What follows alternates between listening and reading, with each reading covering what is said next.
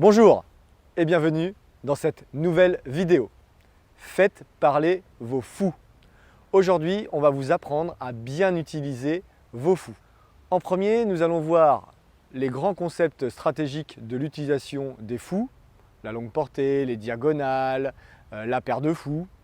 Puis, à notre habitude, on vous fera faire un petit exercice sur la mémoire et la concentration. Et puis, pour finir, on vous apprendra à faire échec et mat avec votre roi et deux fous contre l'autre roi. Oui, on peut mater avec deux fous. Alors si ça vous va, c'est parti! Alors, quelles sont les forces du fou?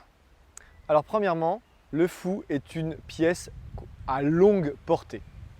Cela veut dire qu'il peut vraiment voir d'un côté de l'échiquier à l'autre. Pour représenter ce concept, voici une position très atypique. Regardez, le fou blanc est capable d'arrêter les 5 pions noirs. Dès que l'un voudra aller sur la diagonale, le fou pourra le prendre. Donc, à retenir, le fou est une pièce à longue portée qui peut regarder des deux côtés de l'échiquier. Deuxième force du fou, on peut le développer, c'est-à-dire le sortir en mode fianchetto. Alors fianchetto, c'est un concept un peu particulier. On va prendre un exemple. Ici, on a joué le coup G6, on a mis le fou en G7 et le fou est dans une très grande diagonale. Alors cela a deux avantages.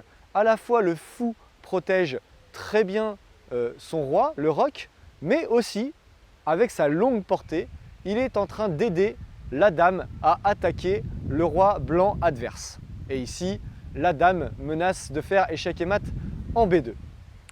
Alors ceux qui ont bien suivi notre programme me diront, on avait dit au niveau du roc, il fallait avoir la forteresse et ne pas bouger les pions devant son roi. Alors oui, cela est vrai, mais il y a des exceptions à tout. Et quand on veut développer son fou en fianchetto, effectivement, on doit bouger le pion G6, G7 en G6 ou le pion G2 en G3 pour sortir son fou en fianchetto. Une des autres forces du fou est qu'il se déplace en diagonale sur les cases. Et au départ de la partie, vous en avez deux. Vous avez le fou C1 et le fou F1. Ces deux fous combinés ensemble peuvent avoir un rayonnement incroyable sur les cases de l'échiquier. On parle alors de paire de fous. La paire de fous est un concept un petit peu avancé, on le développera dans une prochaine vidéo, mais retenez qu'une paire de fous a un impact et un rayonnement incroyable sur la totalité de l'échiquier. Alors vous l'aurez compris, le fou aime les positions ouvertes. Alors, qu'est-ce qu'une position ouverte? Une position ouverte, c'est une position où les lignes sont libres, où les colonnes sont libres et que le fou peut vraiment rayonner et n'a pas des pions devant lui qui l'empêchent d'avancer ou d'avoir une longue portée.